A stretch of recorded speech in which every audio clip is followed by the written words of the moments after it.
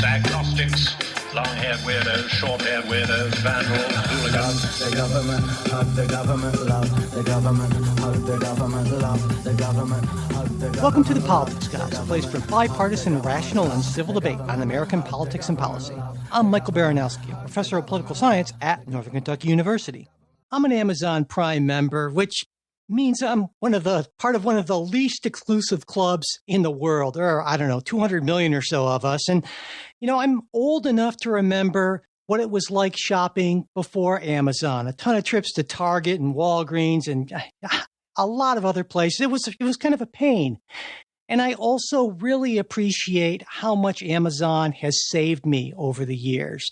A while ago, I bought this 60-pound dumbbell, and it was actually less expensive for Amazon to deliver it to my door than it was for me to go out to Dick's Sporting Goods and buy it, which blew my mind. But on the other hand, it's not an entirely rosy picture, or maybe not. It seems like it's been harder for me to find what I want on Amazon, at least than it used to be. I love their subscribe and save system, but it's kind of a love-hate relationship. It can be maddening at times. And more generally, I'm concerned about the sort of innovations that I might not be getting because Amazon seems so dominant in online retail.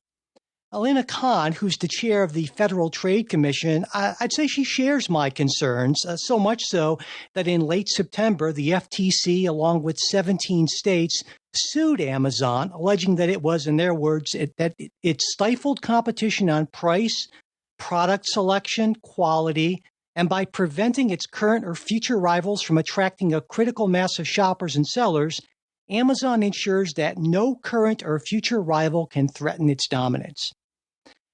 Adam Kovacevic doesn't think that the FTC has much of a case, and he's the founder and CEO of the group Chamber of Progress, which is a center-left tech industry policy coalition. He's also former head of Google's U.S. policy strategy and external affairs team. I'm really happy to have him on the show today to explain what he thinks Alina Khan and the FTC are getting wrong, as well as the potential consequences of the lawsuit. Welcome to the show, Adam. Thanks for having me.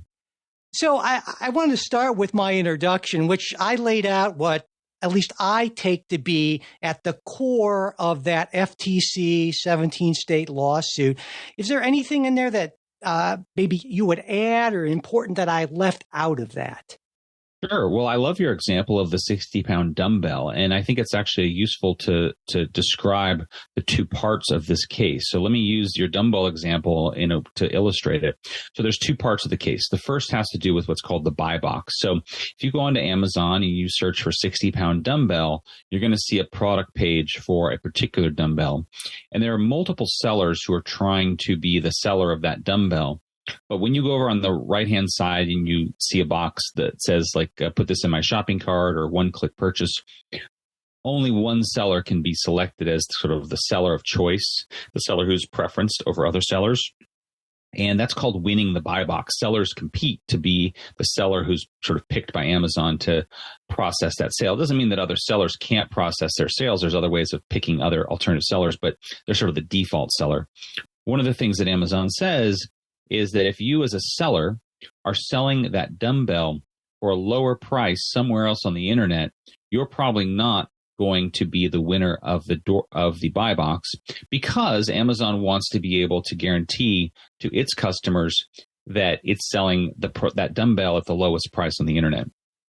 Some sellers don't like that. The FTC's argument is that policy prompts sellers to raise their prices off of Amazon, not on Amazon itself, but elsewhere. And so even though Amazon doesn't have any control over how sellers price their goods elsewhere, its argument is that it's led to this increase in prices off Amazon. The second point, again, to keep with the dumbbell example, has to do with how that dumbbell gets to you. And let's say you go into Amazon and you search for 60-pound dumbbell and you see that one is labeled Prime, which to you as a shopper means that's going to get to you in 2 days. Well, then it's sort of the question is, how does it get to you in 2 days? And Amazon gets that dumbbell to you in 2 days by requiring that seller process their sale through Amazon, what's called fulfillment by Amazon. That means putting that dumbbell in Amazon's warehouse, having Amazon handle the shipping and fulfillment of that order. That involves a fee on a per product basis to Amazon on the part of the seller. And it's part of what makes Prime works. It's part of what gets that product to you in 2 days. Some sellers don't like that Amazon requires Prime eligible products, Prime products, to be fulfilled through their network. But Amazon's argument is that this is actually the thing that allows them to get to shoppers on time. So these are really the two parts of the argument. And I think there's a tension in both these arguments between the interests of the sellers, who are mentioned 368 times in the complaint, and the interests of consumers, who are only mentioned 51 times. There's a big gap, I think, between their interests here. And I think that gap goes to Chairman Khan's overall approach to antitrust, which is different from, I think, what we've seen at least in the last few decades. And can you sort of explain what that approach is and how it is so different from what we've seen in the recent past? Sure. I think probably the biggest change is that historically antitrust has really concerned itself with the kind of competition that either increases prices or that really kind of screws consumers. And I think that historically there has been something what's called sort of a consumer welfare standard in antitrust, which is that a company's behavior, might be disadvantageous to its competitors, but protecting competitors is not what antitrust is about. Antitrust is about making sure that consumers have options. And so a lot of times, you might look at antitrust cases and say, okay, well, the one company is being kind of aggressive towards its competitor, but so long as consumers are benefiting and so long as there's a pro-consumer justification for their behavior, then that behavior is okay. I think what, Lina Khan, as chair of the FTC, has tried to do is pretty explicitly take that consumer welfare standard and, try to reassess it and reevaluate it, blow it up a little bit and say, look, I think that antitrust should also concern itself, in this case, with the interests of suppliers. And in this case, the supplier is the seller. But there's a lot of other big tech antitrust cases where there's sort of a supplier-like person. So, there's a long-running there's a case now involving Epic Games, which makes Fortnite, suing Apple because they don't like the terms of the Apple App Store and Apple's rules. And, in generally speaking, Lina Khan's philosophy would sort of steer them to intervening on behalf of Epic Games against the terms of Apple. They haven't done that. That's not in their territory, but just to be clear. But I think that she's very explicitly trying to expand antitrust to be about helping the suppliers. The problem is that the interests of the suppliers or the sellers really conflict, I think, directly with the interests of end consumers. And I think that's not really well understood. That makes sense to me. But then there's another aspect of this, at least maybe there is. A while ago, my wife said to me, it feels like our whole lives are on Amazon. And her concern, she said, well, what happens when they've locked us in and then they can just crank up the prices on us? And that gets to this, I think, other maybe aspect or concern among maybe the new antitrust people is that even if companies like Amazon may be acting in the interest of consumers now, they see it maybe as part of a strategy to get enough market dominance so that they can then essentially set prices and set terms, not just for suppliers, but also for consumers. I'm sure you've heard that argument before, and I'd like to get your take on it. Sure. I think it is an argument that Lina Khan herself in her law review paper in 2018, which was about Amazon, raised questions about. And this is sometimes called predatory pricing, this idea that you price products way below market in order to drive your competitors out of business. And she voiced concerns that Amazon could do that, even though I don't think there's much evidence, any evidence really, that they have. And interestingly, though, that's not what her complaint is about. So I do think it's kind of interesting that this was a concern that she sort of voiced theoretically as an academic 5 years ago, but it's not what they brought their complaint about. It's not at all the subject of the FTC's complaint. I think it's a difficult thing for antitrust law to deal with, because generally antitrust law is focused on what has happened, not what could happen. And so this fear of, well, what Amazon might do, I think is not something that the law really has any way of dealing with, to be perfectly honest. I also think there's a lot of examples that are counterexamples to this point. Amazon years ago bought diapers.com, and there was a lot of worry that it was going to lead to exactly this dynamic in the diaper industry. Well, it turns out that people still have a lot of places they can purchase diapers, and there hasn't been any kind of effect like that, a loss of competition in the diaper industry, or any really impact on prices. It's certainly not a bad impact on prices. And so I do think it's very difficult to point to examples of where this has actually happened. Yeah, I get that point about not being able to. I mean, you have to focus on things that did happen, and it's really hard to prove things that could have but might not have happened. And so I'm thinking about that in the innovation space, because there's that issue of, well, competition is assumed to be good both in terms of lowering prices for consumers, but it's also supposed to spur innovation. And I mentioned in the open my concern about, well, if there were real online competition, would we get better search, for instance? There was, I think recently I saw something about the parts of the indictment that were redacted being released or leaked, saying that Jeff Bezos supposedly said, well, let's make search more confusing so we can get people to see more of the paid results, or something along those lines. I might not have that right, but that's the sort of thing I wonder about. And I wonder if you think that's a reasonable concern. I think some of this stuff is sort of hyperbolic in the sense of I do think that the FTC is sort of selectively releasing. This is what happens when you see in these complaints. The government sort of selectively excerpts things when they first file the complaint. I've heard it said that the moment that the government files their lawsuit is the best day for the government, because it's the day in which the defendant has yet to file any kind of counter response, right? This case will go to trial, but it won't see a courtroom for probably 2 to 3 years, right? And by the time it goes to trial, you can be assured that there will be both a robust case offered by the government, but a robust case offered by Amazon in their own defense. And so I don't make a lot of sort of, the incendiary things here about kind of what's released.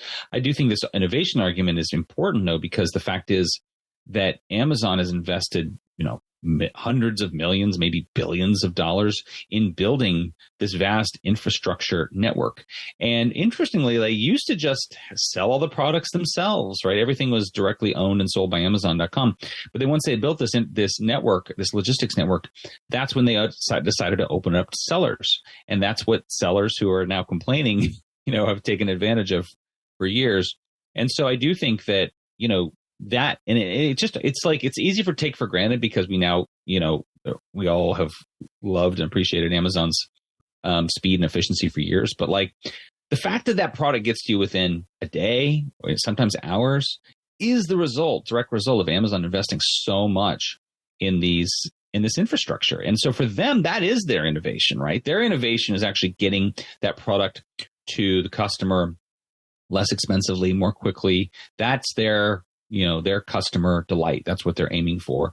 For other services, it might be a little different. But I do think, they have invested a lot of funds, a lot of money in that infrastructure network, which is, one of the reasons why they're so good at this. In looking at Amazon's control, maybe that's too strong of a word, dominance in this market, it seems to me there are a couple of things that we need to consider. If we're looking at how dominant one company is, it's how we define that market and then the market share within that definition. And so if we define this market as online retail, now Amazon might disagree with that. In fact, I know they do in some instances, but still, if we go with that definition, I think Amazon has something like 38% of the online retail market. Walmart's a super distant second at 6.3%. So something like 6 times the market share of your closest competitor. That to me suggests that Amazon is pretty clearly dominant in this market. And I wanted to get your take on whether or not this is the right way to define the market. And if so, whether those sort of ratios or percentages mean that Amazon is very dominant in this market. One of the things you see in every antitrust case brought by the government is that the government agency argues for the narrowest possible market. Yeah. And so they always want to say that the market is really narrow, and therefore the company in question dominates that market. And generally speaking, the company has to have a 60% share, let's say, of a market in order to be considered dominant. So what the FTC did in this case is they said there were two markets. One they called the market for online superstores. And they said Amazon has a 60% share in that market. They didn't say who the competitors were, but you can guess that they probably include, say, Walmart and Target. They have a separate market for the fulfillment services argument. But as you say, most of the independent analysts who've looked at this space even before this case being brought, has said, you're exactly right, Amazon has about 38% of online retail, and then all retail, they have about 3.5%. Those are far below the thresholds for anti-competitive, right? It doesn't matter. It's not super important. It's really not important at all that Amazon's percentage might be multiples of Walmart's if Amazon's percentage is only 38%. That's not a high enough percentage to sort of prove dominant. So that's why the FTC has picked this online superstore market definition. Then when this gets to trial, the key question will be, is that in fact a fairly defined market? And what will happen is Amazon will bring in probably lots of evidence to suggest that that's not how consumers shop. They don't think of it that way. They'll probably do a ton of consumer surveys. They'll show, probably ample evidence of consumers doing comparison shopping across online and offline and so forth. And so I think all of that, this is a pretty standard aspect of antitrust cases where you have the government arguing for a narrow market and the defendant will argue for a broad market. And basically that gets decided at trial on the basis of economic evidence. Given the massive logistics network that Amazon has put together, which is a truly astounding sort of thing. Again, the dumbbell getting to me that cheaply, that quickly just blew my mind. Do you feel that the barriers to entry for any potential competitor for Amazon kind of at that level are so high to make it essentially impossible? I mean, Walmart, right, this retail giant simply can't seem to compete at all with all of its resources. And so is that a concern in any way, do you think? Yeah, I don't think it's particularly a barrier to entry argument here, because I don't think realistically, anyone's talking about how difficult it is to build your own Amazon. That would be difficult. I think we'd all agree that would be difficult. The question is really what choice does the seller have, right? So they've decided to organize this lawsuit around the kind of the complaints of sellers. And then you have to look at, okay, well, let's take a closer look at these sellers. I think there's a very compelling argument that a lot of the sellers that are being discussed in this case essentially have built their business on Amazon's marketplace. So as I said earlier, Amazon didn't build this logistics network. They used to sell all the products directly. They then opened it up many years ago to third-party sellers. And what that has caused over time is sellers or people getting into this business essentially is arbitrage, right? So they will find some inexpensive goods from China that might be popular, and they'll become, the seller of record. And so it's not as if they were doing that. Many of these sellers were not doing this before Amazon came along. They got into this space because Amazon made it possible. But I'm sure there are some sellers who are looking to sell a product and, ski equipment, let's say, right?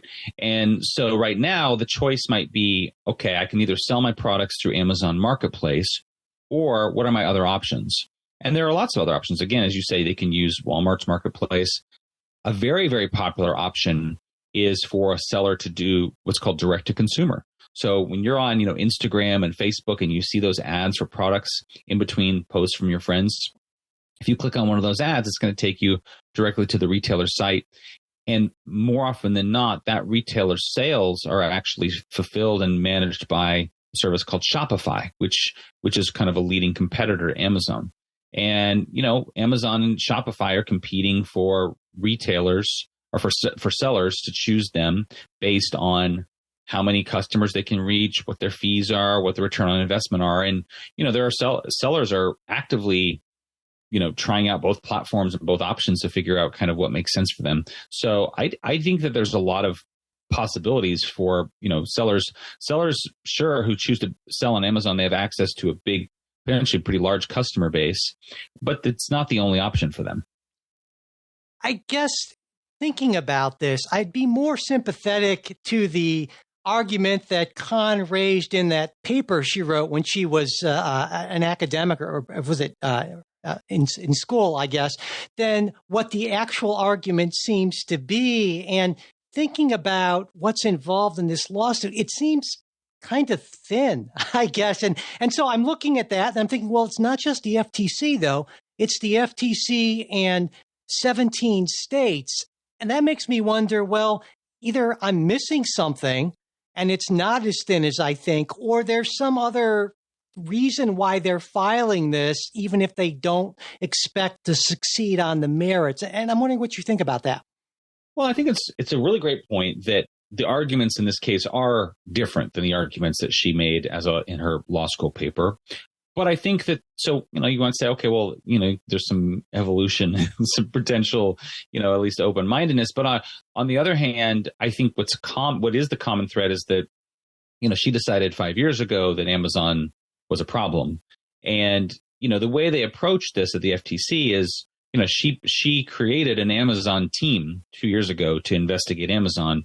And when you do that, you're not going to not bring a case, right? Like, it's just, in some ways you're a target, you identify your target, and then you figure out what behavior is you're going to find problematic.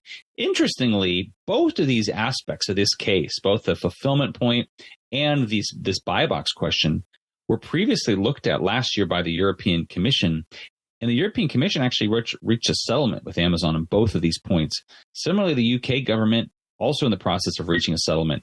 These cases, a similar case on the buy box point was thrown out of federal court 2 years ago.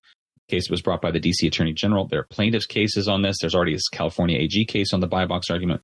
So the actual arguments the FTC ended up bringing are in some ways a bit stale. They've been brought, in some cases settled by others. I think that is a good point.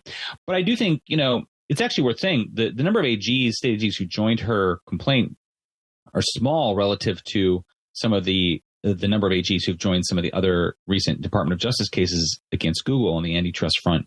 And I think that's fundamentally because Amazon Prime is a really popular service. As you said in your introduction, something like a half of all Americans subscribe to Amazon Prime. Most people love it. They're very satisfied. Our organization, Chamber of Progress, has done a ton of voter polling on this question. People are very satisfied on it. You don't see people marching on Washington demanding the government do something about Amazon Prime. This is a service they're really happy with. When I look at the states that are involved in that lawsuit, I mean, it's a little bit bipartisan, but it seems it's mostly liberal Democratic states. And of course, this is a Democratic administration, FTC. Do you get a sense that this is an approach to maybe not antitrust in general, but Amazon that is more popular left of center than right of center? And if so, why do you think that might be the case? Well, I agree with you. It's definitely been more there are more Democratic states on the complaint than Republican states, but I think the overall number of states is just less. And so to me, that's the more interesting things. I to the extent that any Democrats might be feeling like Amazon is less popular among Democrats, that's actually completely wrong, interestingly enough.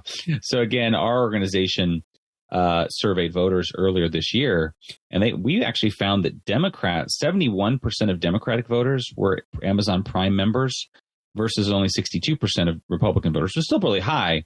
But point is actually Democrats are bigger Amazon fans than Republicans. And so I'm not sure a lot of Democratic policymakers fully appreciate that. So if they're doing it, they're not doing it because their constituents want them to do it. They're doing it for our own good, whether we know it or not. Yeah, and I suspect some of them didn't join the case because they are aware of their constituents being happy with Amazon. And looking at this more broadly, this is not the first sort of big antitrust lawsuit that Khan has brought at the FTC. There have been multiple lawsuits, and the track record hasn't been great so far. And there was a New York Times article a little while ago that you were quoted in, and you said, all these court losses are making their threats look more like a paper tiger. And I get your point there. But then I thought, well, if you're one of these companies, does simply knowing that the FTC has an increased willingness to file suit against you, and that, of course, you'll have to defend that lawsuit, and that's not a cheap or easy thing, does that maybe achieve some of what the FTC wants and alter your behavior in some way? What do you think about that? I think that was true for the first, say, year and a half of Chairwoman Khan's tenure at the FTC, but I don't think it's true any longer.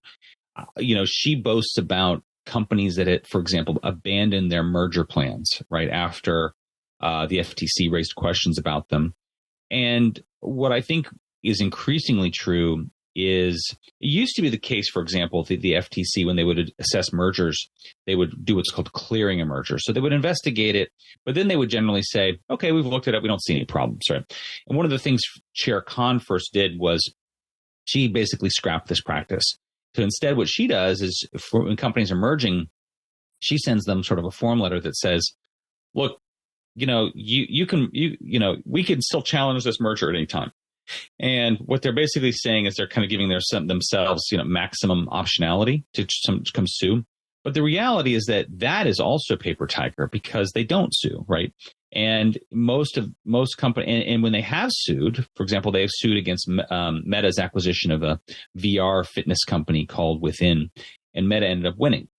And so I think increasingly when they lose, most companies are more emboldened to say, look, we'll litigate this. It might take us a couple of years and cost us a lot of money, but we think we will. This happened with Microsoft's acquisition of Activision. The FTC, they actually made an offer to the FTC. The FTC rejected it.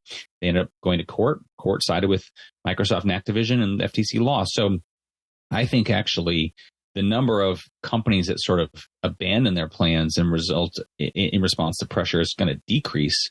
And the number of companies that say, we'll take our chances in court is going to increase based on kind of the odds. And so in that instance, it would mean that if it doesn't change behavior, it still incurs costs, both on the government side, and that comes out of taxpayer dollars, and on the company side. And presumably to some extent, those costs would be passed on to consumers or suppliers and to consumers. And so it's sort of a lose-lose in that instance. Well, I like the way you put it, because you said you were, talking about companies altering their behavior. And historically, the way that the FTC would get most of its quote unquote wins is through settlements. So they would go to a company, either a merging company or a single company, and they would say, look, we found some issue with your behavior. We want to, let's engage in settlement conversations basically to negotiate a change to your behavior, where the company agrees in writing to change their behavior. And that's historically how it's worked. That's what, how the FTC has gotten most of its wins. Khan has pretty explicitly rejected that approach, certainly in the antitrust realm. She has done a couple times on the consumer protection side of the FTC's mandate. But I think that's because her philosophical critique is that when the FTC has accepted settlements, that has done nothing to expand the boundaries of the law and the FTC's power. And she is way more interested in expanding the sort of sweep of antitrust law than she is in altering companies' behavior. If she was interested in altering companies' behavior, she would pursue the settlement path, but she's disinterested in. This Amazon case is a great example because, as I said earlier, these 2 points are things that Amazon did alter their behavior in Europe in response to a settlement. And if Khan wanted to, she could certainly pursue the same strategy where, she sat down with Amazon and negotiated changes to their behavior. She's not interested in doing that. She wants to bring a case. So, the case probably won't be litigated until, there will not be a result in the case until probably long after she has left the FTC. I always assume with cases like this that it's going to end in a settlement many years later. And I was wondering, this specific case, is that sort of what you expect to happen? Or do you think Amazon's just going to push it all the way because they don't think the FTC has much of a case? Or given all your experience in these sort of instances, what do you think might be most likely to happen here? Oh, I don't think it's the company. I don't think it's Amazon's position I think Amazon would settle these questions. As I said, they already have settled these questions in Europe. I think that Khan and the FTC don't want to settle. And so that's not there. So I think your assumption used to be true, but is no longer true. Again, the case of Microsoft's acquisition of Activision, Microsoft came to the FTC, to Lina Khan, and said, here's a compromise. Here's something we would accept as a settlement. She rejected it. They went to court, and Microsoft told the court, well, here's the settlement we offered to the FTC, and the court said, that's a pretty good settlement. FTC, you should have taken that. So, I just think that practically speaking, the Khan is pretty thoroughly rejected settlements. Could a successor change that view? Yeah, they might change their view. They might change their strategy. That's what happened in the Microsoft case. The government litigated that.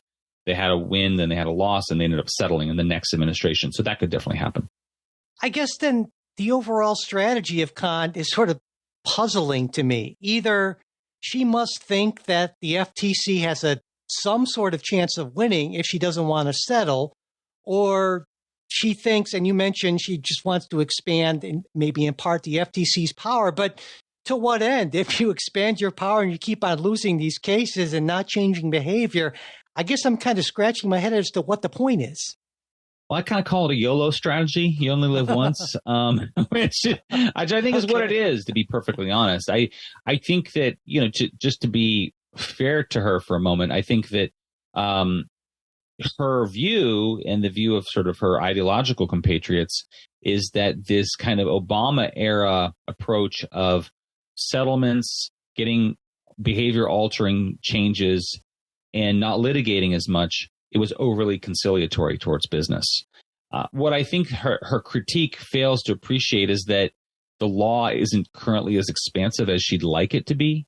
And so the reason sometimes for these settlements was because in often cases that was an assured win.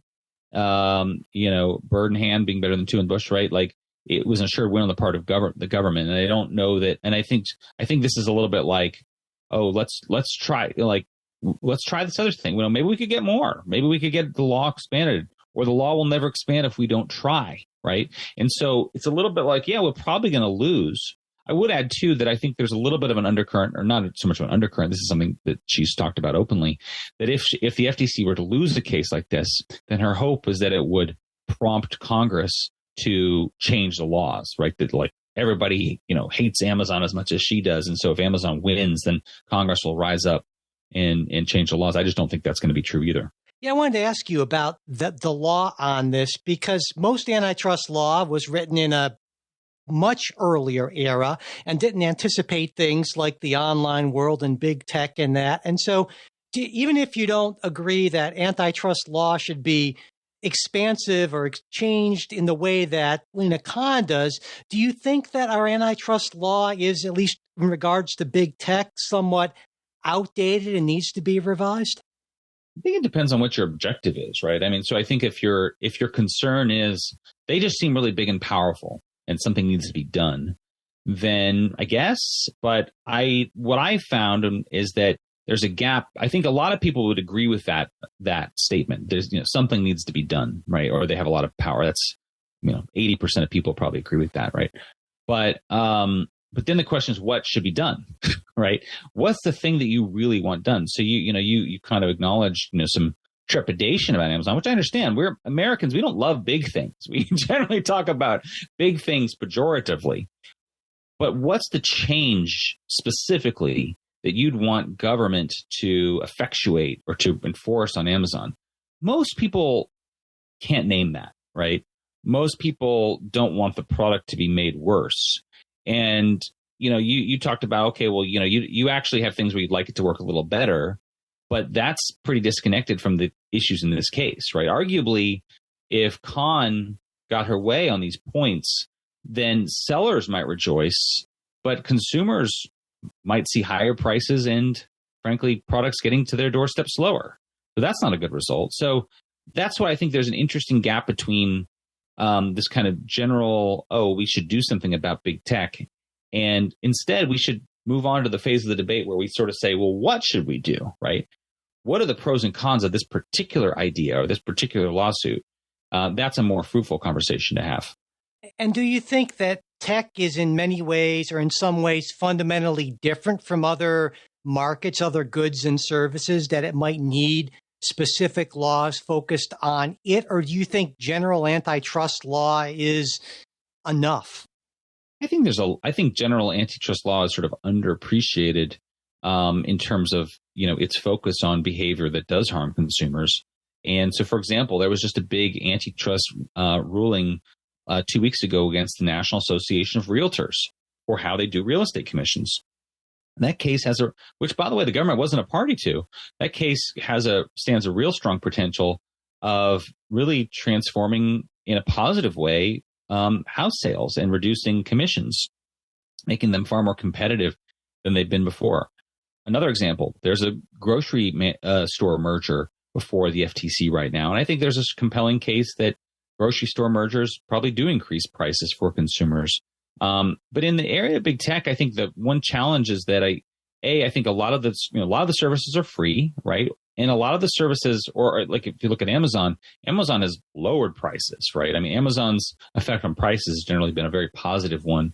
And so, so I think Khan has had to resort, and others have had to resort to sort of these kind of out there theories in order to justify bringing any case against Amazon. And I just sort of look at that and say, well, wait a minute. Let's take a step back here. Like, most people really value that Amazon is great in terms of customer service and delivery and has had a very positive effect on bringing down prices. So let's just slow this down a little bit, because is this really, if you look at the full scope of issues that you'd like government to take action on, is this even in the top 10? I doubt it.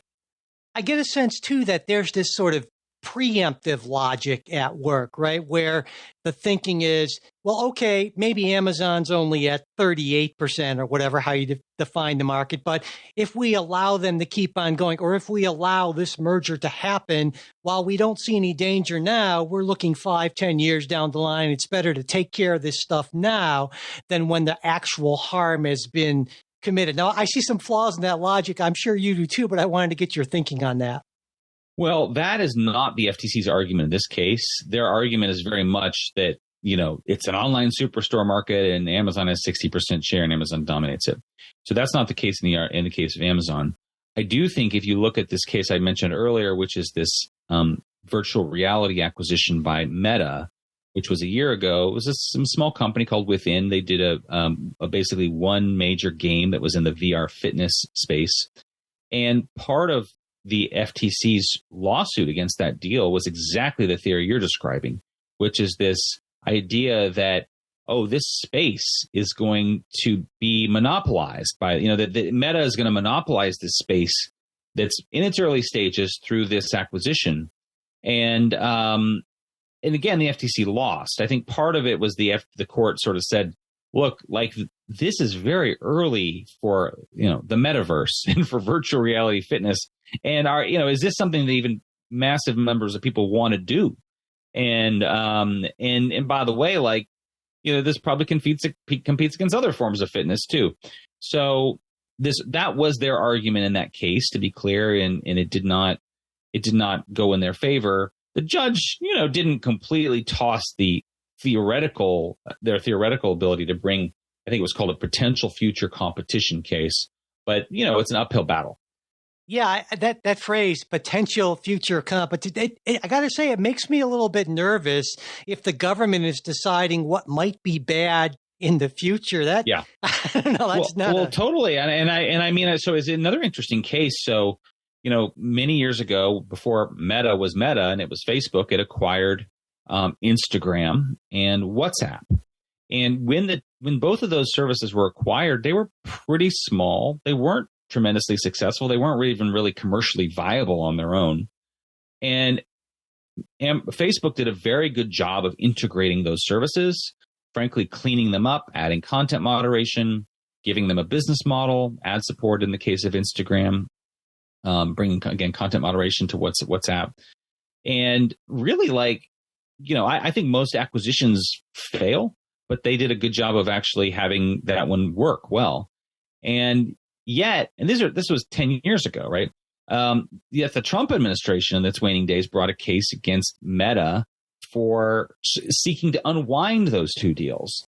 And what they were basically arguing in this case was, Meta has monopolized personal social networking, and that Meta has almost done too good a job of integrating Instagram and WhatsApp into its services. I don't think that's fair either, because that's really sort of penalizing the company for doing a good job.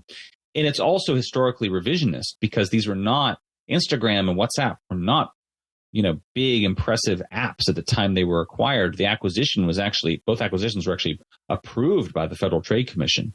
And so I think it's a little bit of historical revisionism to kind of punish the company for doing so well and integrating them.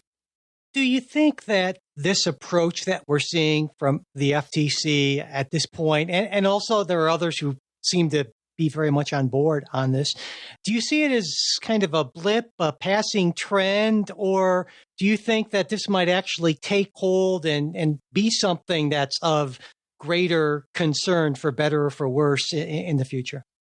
Well, I think these big tech antitrust cases are sort of here to stay. There's currently a big case going on against Google in federal court in Washington over its deals to be the default search engine on Apple Safari and Mozilla Firefox and Samsung devices. In the next spring, in the early part of next year, the FTC's case against Meta that I was just describing will come to court. Then the DOJ's case against Google over advertising technology will come to court.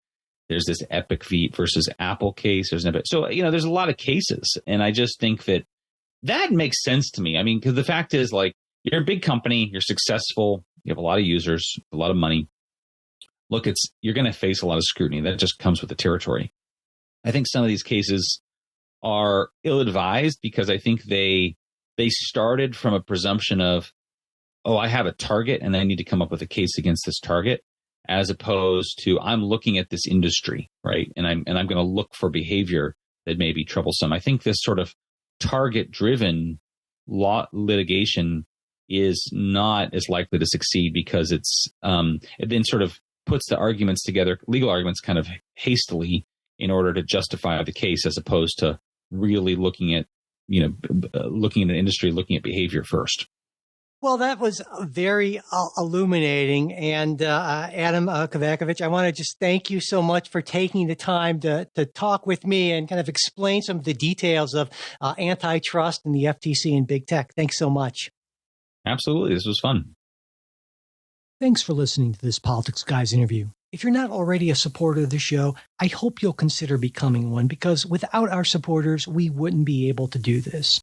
And when you become a supporter, you get not just that warm, fuzzy feeling, knowing that you're supporting a good cause. I like to think we're a good cause, but you also get stuff like ad-free versions of everything we put out. You get our supporter exclusive midweek show, the full length of that, not just the preview.